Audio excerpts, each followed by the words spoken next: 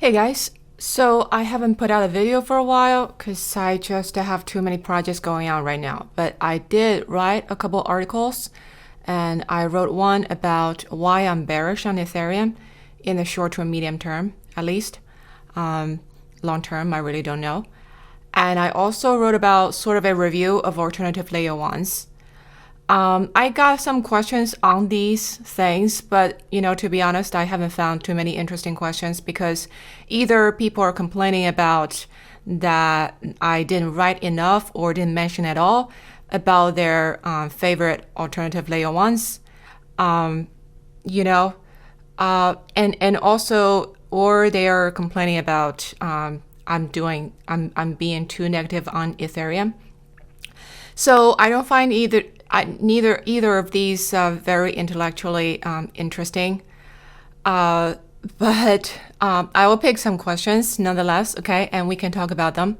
So if you haven't read the articles, I will link in the video if you're interested in checking them out. So the first question from Slim Dunking. If you could get any four tokens right now, what would they be for the most growth for the next year? I think this is a question on my like a review article for alternative layer ones.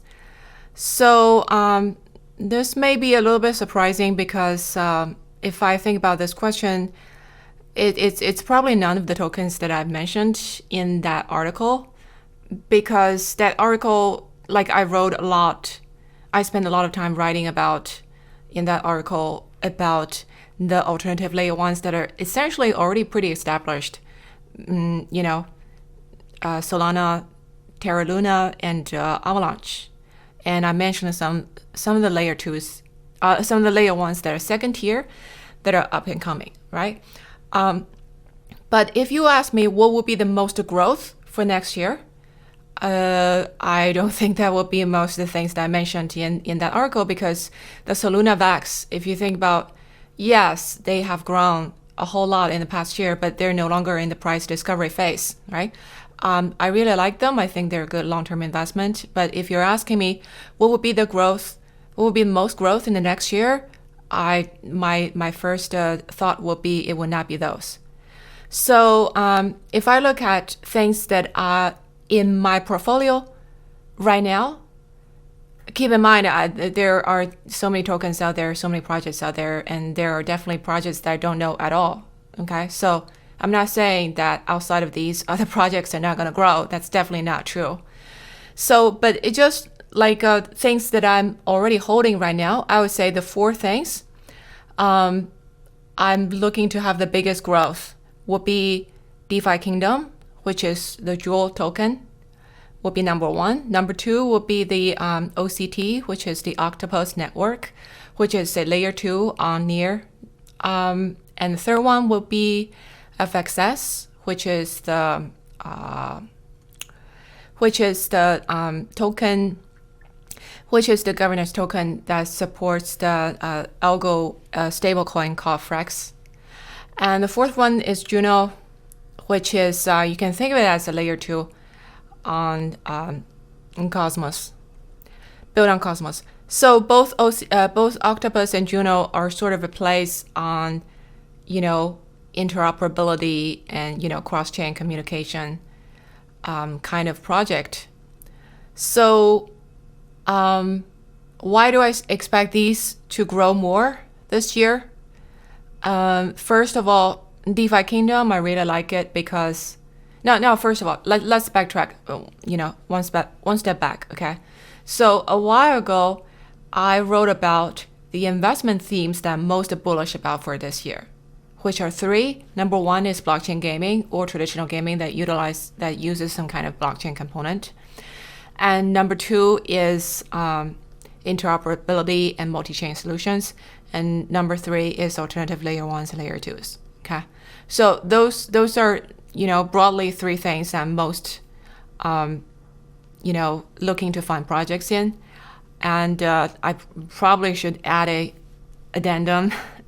Obviously, there are other, themes and other use cases of blockchains. Like I didn't list their like stablecoins, for example, which I think also going to grow a lot, which is, Frax share is the backing of a algorithmic stablecoin, and that's one of the 4 things I just mentioned, right?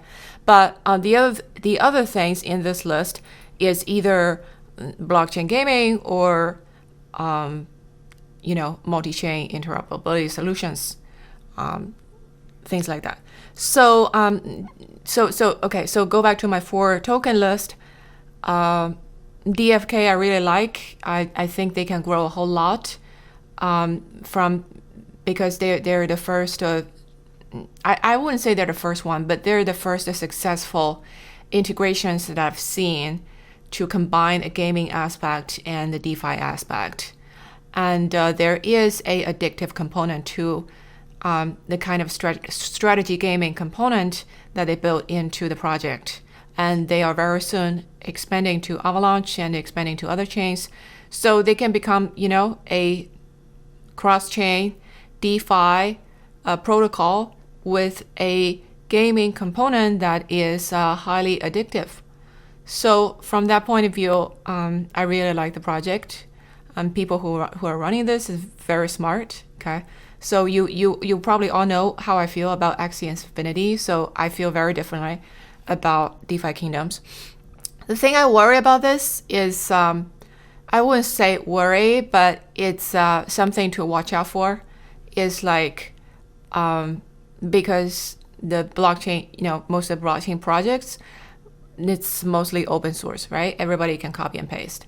So you've probably seen like copycat projects of DeFi Kingdoms. And yes, you can say you cannot copy the community, you cannot copy the team, right? So on and so forth.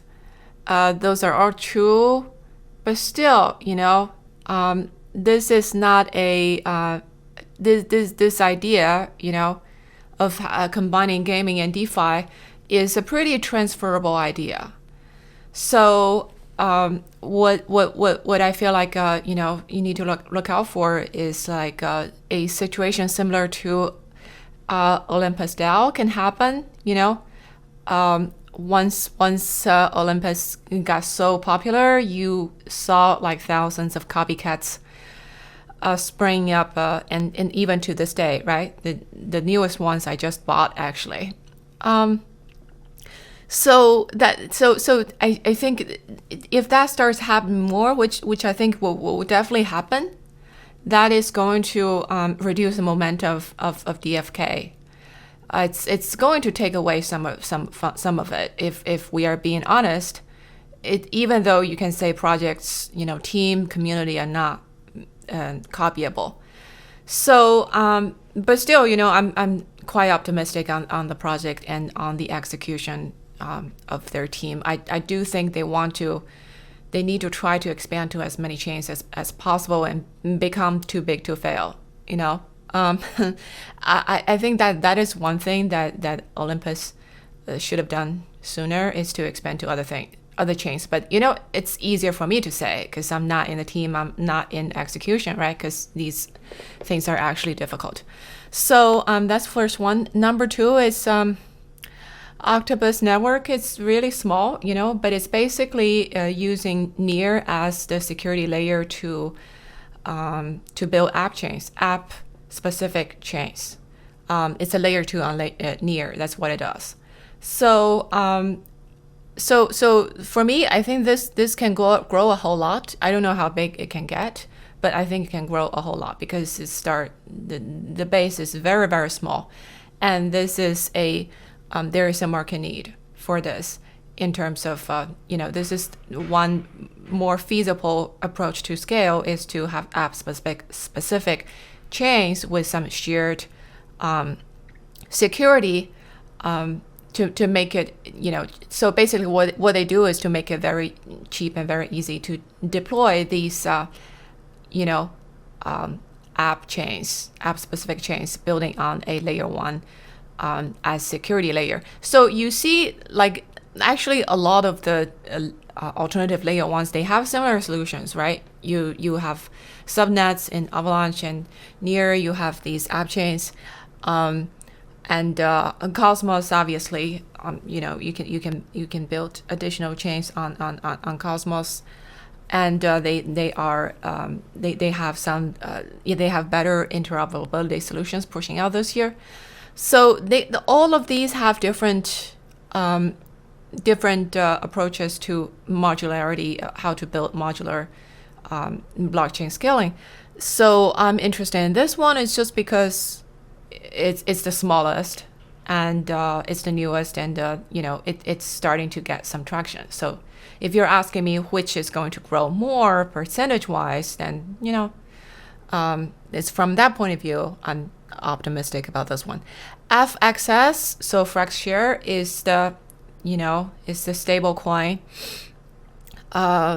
stabilizing token. I'm interested in this one because I think Algo Stablecoin is going to grow a lot more, because the traditional stablecoins, they're actually backed by real US dollar assets. It's not as easy for them to scale because you need to acquire real US dollar assets. While these algorithmic stablecoins, they're basically new currencies trying to peg to US dollar, right? So obviously these are much higher risk compared to traditional stablecoins like USDC, because these are unproven, and they're not stress tested, and they are new currencies that it's backed by a reserve of assets, but you can think of in a bear market or in a very sharp market sell-off, it's very possible that these would go off peg. But still, there is a strong market demand. So I think whatever problems these will have, which I expect them will have problems, there will be a learning by doing process. So again, if you're asking me which will grow more, you're not asking me which will be the safer one, right? So I would say that this will be the one I'm optimistic about for growing more. And you can say the same thing about Terra Luna, right? Because they also have a bigger stablecoin, which is UST, which is Algo Stablecoin, stabilized by the Luna token. So, but Frex is smaller, Frex is growing faster, and they are pretty flexible, and they have good business development. And I've seen it being used in some new gaming projects, and in a pretty interesting way. So those are various factors that going into this consideration. And Juno is I call it a layer 2. I'm don't quote me on this because I'm sure that in the technical terms they're being called something else. But basically, it's using Cosmos as security to build interoperable smart contracts. So to me, this is similar to a layer 2 concept. So this is a similar play. I put it in a similar category as Octopus Network. So why these instead of the layer 1 tokens, which is Near and Atom? Again, these are smaller. These are solve the problem of interoperability and layer 2 scaling. And so I expect them to grow more than the base layer of their layer 1 chain. Which but you can argue both ways, right? You can say these are small, maybe they'll grow more, but the layer 1 ecosystem maybe have better network effect. So you can argue both ways. So I don't have my mind set on this. This is, just my current opinion. If you ask me which 4 of my current holdings I expect to grow the most in medium term, I would say, because you're saying next year, right? So I would pick these 4. So yeah. Okay, that's that. I'm not and I'm not saying other tokens that I mentioned before are not good. Please, that's not what I'm saying. Okay, it's just different tokens. Some of them they're in price discovery. Some of them they're just beginning to grow. So percentage wise, they have bigger room to grow compared to the more established alternative layer ones. I think they are long term still, very optimistic, good value, but in the short term, they probably do less in terms of price action. Okay. And obviously, they're also safer. There's that. Next one, strike price is asking, most of these layer ones have a hard TPS limit. How do you think these layer ones scale when the demand hits their TPS? DeFi is currently 0.05 of traditional finance. None of these L1s can handle the throughput. If DeFi were to capture at least 10% of traditional finance, well, that's why you have layer 2 scaling solutions. That's why most of the chains except Solana are going towards some kind of modular play, right? So the layer ones are trying to be the security or the consensus layer with the data availability layer and the execution layers built on top. And you call them layer 2s or layer 3s and so on and so forth. Or you have, app-specific layer 2s. So if you're a gaming app, right, you use a lot of throughput. Or your NFT app, you use a lot of throughput, but maybe your value of transactions are not very high, unlike in a institutional grade DeFi app. So you may want your own app chain, so you're not affected by other activities on the same base layer, on the same chain, right? So like the other day, I was trying to do something on Polygon, and it was really, really slow and very, very frustrating. And I asked some friends what's going on, and told me, oh, there's this new NFT drop. So, and it's affecting other users who are using something completely unrelated, right? So it's definitely in the future that just cannot be allowed to happen. And one way to solve that is to have app-specific modular chains where your throughput is not affect everybody else's throughput on the same security layer. So this is related to the interoperability and multi-chain themes that we talked about earlier, right? Okay. So next one, Crypto Fish. Can you do a thread on stablecoins? I already did a thread on stablecoins. There's an article on my website. I think it's called, what is it called? Let me check. It's called Crypto Will Eat Fiat, but it's not in the way you think. So basically what I was saying is, if you look at, the people are saying, Bitcoin is sound money, Ethereum is ultra sound money, so these are going to replace fiat. I think those, you dream on, but it's a long way to go, because those are extremely unstable still to this day, right? You cannot use them. You cannot use Bitcoin or Ether as very effective unit of account or medium of exchange, because they are not stable yardstick of value. So to be a good token for exchange for transaction purpose or unit of account purpose, you need to have a stable valuation relative to real life goods and services, right? So that's why stablecoins become so popular, and 95% of them are US dollar stablecoins, because it's pegged to the strongest fiat currency in the world, which is US dollar, which is way more stable than Bitcoin or Ethereum, right? So and as crypto market grow, as on-chain economy grow, the use of stablecoin is bound to grow, and also the stablecoin business is sort of an evergreen business, because whether it's bull market or bear market, people are going to need stable coins. In the bear market, you know, a lot of people, they park their net worth or their liquidity in stable coins, right? Or they want to go into stable coins and earn stablecoin yield when the market is not good.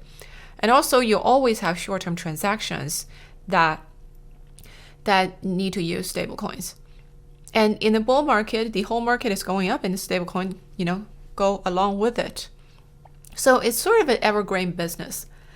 Like we talked about earlier, so that's why, like my article was saying, you know, the real threat, I wouldn't call it a threat, but it's going to eat into the market share of actual fiat currencies is these stable coins, because it's going to be an easy to use on-chain measuring stick, a unit of account on-chain, and you can transact and move very easily, right?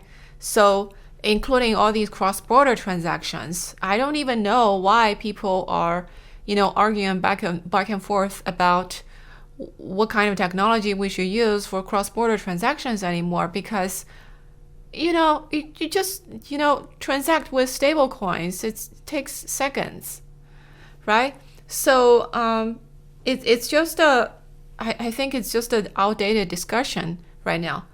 So that's why I think these are going to grow a lot more. And these algorithmic stable coins, they're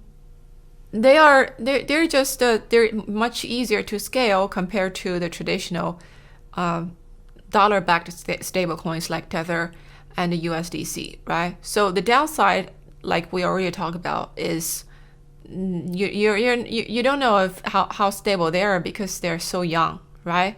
And they're usually kind of collateralized or backed by some kind of crypto asset or a basket of crypto assets. But keep in mind, crypto assets are very small, right? A lot of time it's kind of a house of cards, right? So it's and also we've been in the bull market for past 2-3 years. So these stable coins, algorithmic stable coins, really hasn't been stress tested too much.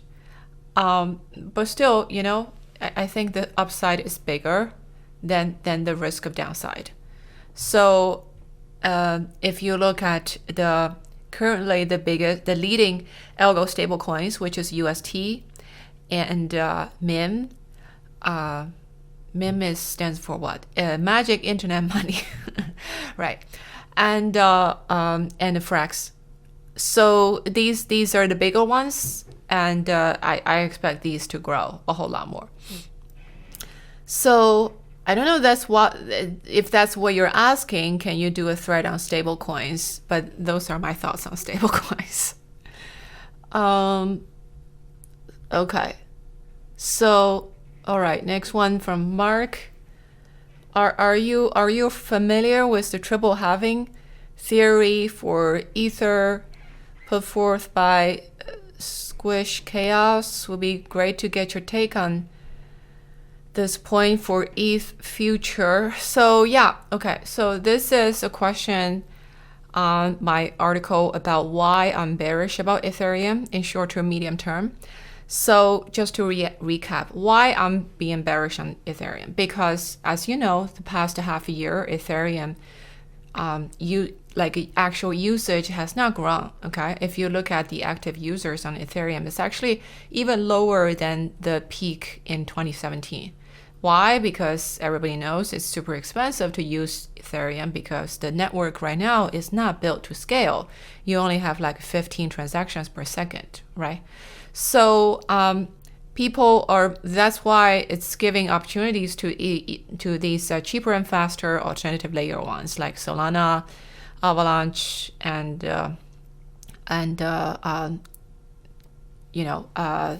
Algorand or Near, so on and so forth. So in the near term, you know, Ethereum is going to scale through layer 2s, right? So you have layer 2s built on top, which are essentially execution layers that process all these end user transactions and bundle them together and send to the Ethereum main chain for proof verification. So you can bundle like 60 to 80,000 transactions together in one bundle and to send it to be processed in one block on Ethereum main chain. So, which is a whole lot more efficient and gonna be a lot cheaper for users, which is great for users, right?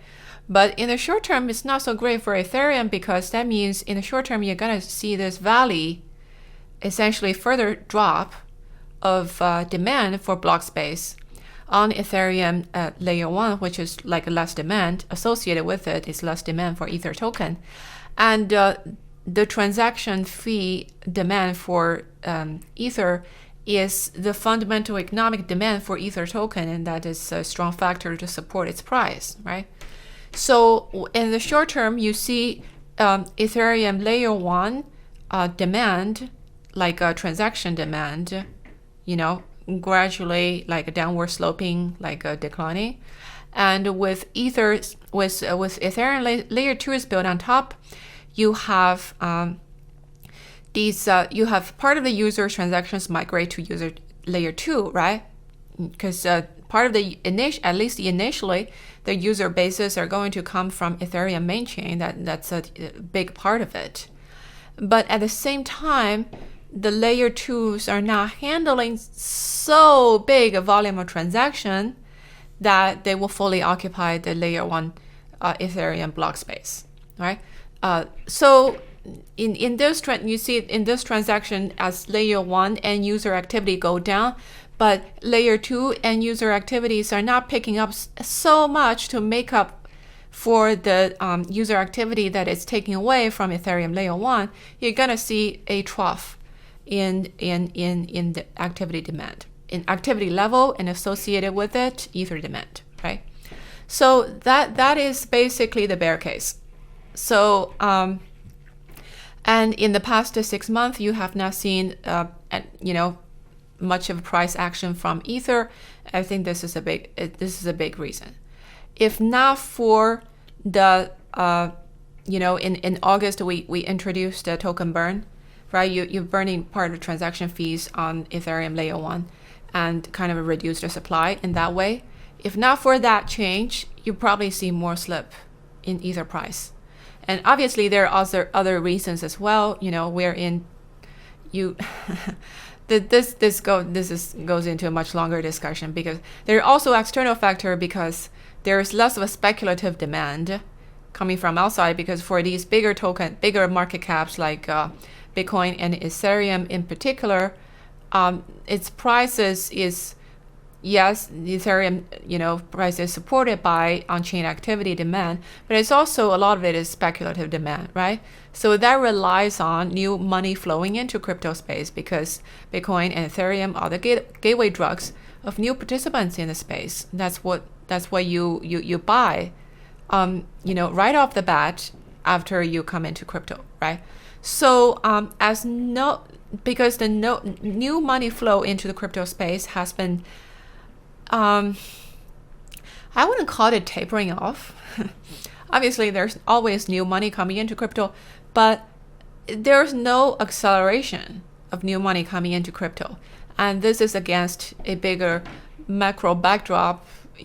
Fed has started tapering in November, and even before that, asset purchases has been slowing. So liquidity injection into the system has been much slower compared to the year before, in 2020 and early 2021. Okay, so a lot of this, the Fed is supporting the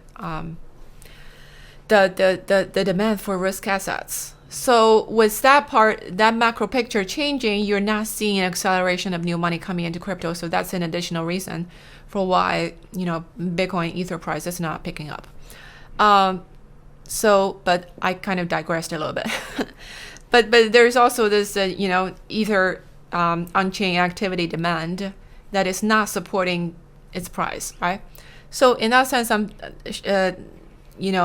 bearish, and but there's this theory, right?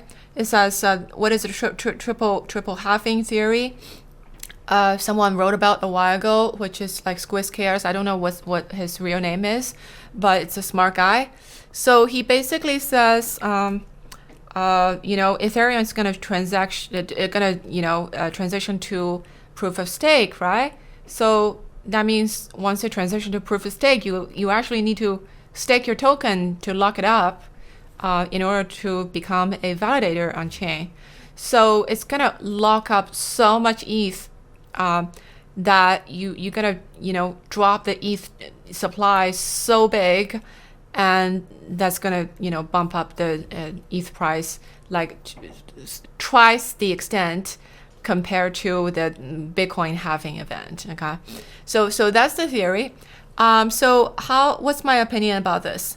I think it has merit. It definitely, there is a factor, right? So it's mechanical. You stake up token and they reduce demand. Yeah, reduce the token in circulation. Would that be such dramatic effect as this author proposed? I don't think so. Because you can see like you can already stake ETH today, and if you look at some of the statistics, a staking rate of Ethereum is indeed going up on the Beacon chain, right? So I have staked my ETH. I am staking my ETH also, and by the way, I also own ETH despite being bearish on it. Okay. So, but it's not a huge holding right now. So, but the thing is, I can still, there are services like Lido these days. So you already see the staking, and the staking amount of staking is going up. Have you seen the ETH token price do anything because of this? I don't think so. But obviously, again, we're talking about there are other factors in play. So maybe it's doing something, but it's not just that. It's just not doing enough to affect price. Okay, so once Ethereum switch to proof of stake, what will happen? The interesting question. I think the supply will be reduced, yes, but I don't think it will be so dramatic, because you have liquid staking services like Lido, and if I stake Ether today, I can get the ST ETH from Lido, right? Which is the synthetic Ether that I can use to transact. You cannot use it to pay gas fees, but you can use it as collateral in DeFi. You can buy and sell in the open market, just like you buy and sell Ethereum, and its price is the same as Ethereum. So, even though my token is locked, my actual Ether token is locked, it's actually not locked. Because I actually have liquidity, and which is like mirroring my actual Ether holding. So it's like, I'll give you an analogy to this. One analogy to this is the Rhinestone in Micronesia. So you heard of the Rhinestone story? Well, if you haven't, basically, in very long time ago in Micronesia, people use this people. What do people use for money? They use this thing called Rhinestone, and which is basically like these huge stones that you carve, you carve a hole like in the middle of it. You can Google it, find some pictures online. It's quite interesting. And so people use these as money. They're really heavy, so it's hard to steal them, right? So, but I think it happened. There was that there was an accident. There was like a boating accident, and this ship was transporting this Rhinestone across the ocean, sank in the ocean. So the Rhinestone sank with it, right? So, but people kind of just acknowledged it, and still accepting that whoever owned that Rhinestone at the bottom of the sea is still a good claim, and is still accepting you transfer that claim to someone else. So which is interesting, right? You think about the Rhinestone is no longer being locked at the bottom of the ocean, essentially, but its liquidity is not lost. You can still transact with it as long as people acknowledge that claim, right? So which is actually similar to early banks. You lock your gold bars in the bank, and bank give you a certificate, which is like an early form of paper money, right? So bank gives you a paper certificate that proves that you own that chunk of gold, which is locked in the bank vault. Okay, and now you can transact. You have liquidity with that piece of paper. That piece of paper is essentially you use that to transfer the ownership of that gold that is locked in the vault, right? So the liquid, the synthetic ether is the same purpose. It's the equivalent of paper money, right? Your ether is locked in the vault, but you can use liquid ether, synthetic ether for transaction. So you actual token supply in terms of for speculative, for actual transactional purposes in financial market is not lost at all. So I don't think this kind of halving, reducing supply is the same nature as Bitcoin's token emission halving every 4 years. I don't think it's the same nature. I think this is a much weaker form of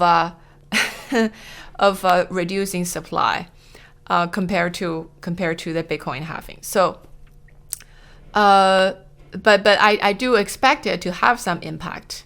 But so the bottom line is it will have some impact on reducing the supply of ETH. But I don't expect it to have such a huge impact as the triple halving meme would want you to believe. That's my opinion, because you actually that liquidity of your locked ether is actually not locked. It's actually not lost, okay, because of the synthetic or mirror assets. While with Bitcoin you cannot say the same, because Bitcoin halving schedule, every 4 years you reduce the token emission.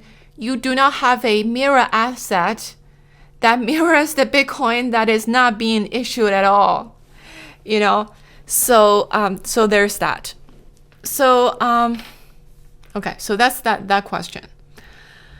Next one, Richard Bungler. Polygon is not a layer 1. You don't know what you're talking about. So this is like I think this is a comment on my like alternative layer 1 review article, where I included Polygon in the article, which is implying that Polygon is a layer 1, because to me, Polygon walks like a layer 1, quacks like a layer 1, so I include it as a layer 1. Why? Because yes, Polygon uses Ethereum as the security layer, right?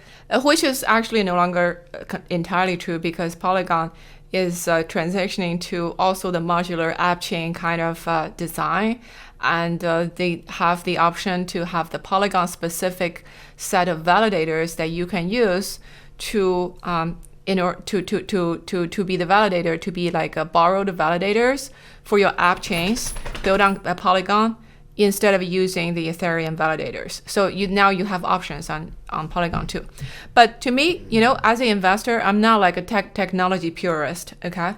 So to me, as an investor, a layer 1 or a layer 2. So from a technology point of view, you may say, okay, a layer 1, the definition of a layer 1 is whether this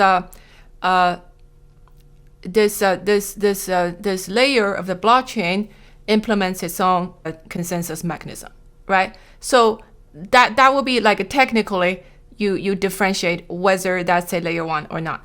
But from my point of view, I'm an investor, right? What I look at is from an end user point of view. What is the experience and perception from the end user point of view? To me, people get Polygon from Coinbase or whatnot. You transfer it offline, you transfer it to your Polygon wallet. You can use, Polygon has its own wallet, digital wallet, or you can use MetaMask, right? So, to the end users, there's really no difference. And you have its own very vibrant ecosystem in Polygon. And now it has its own validators. So that's why I included Polygon in the layer 1, because to me there's de facto no difference from an investor or end user point of view, which is I have the similar view about whatever new layer 2s gonna come up on Ethereum. Yes, they pay transaction fees to Ethereum, but they have their own network effect, right? If they have their own on-ramp, off-ramp, vis-a-vis fiat currency, they have their own, chain-specific apps built on top. They have their own ecosystem that is a vibrant on-chain economy. To me, there's no difference whether they are a layer 2 or a layer 1. I think it's quite similar. At the end of the day, traction ecosystem is king. Everything else is bullshit. That's my view. So that's all for today. And again, these there are a lot of questions that are basically, why didn't you include XYZ chain in your article? This is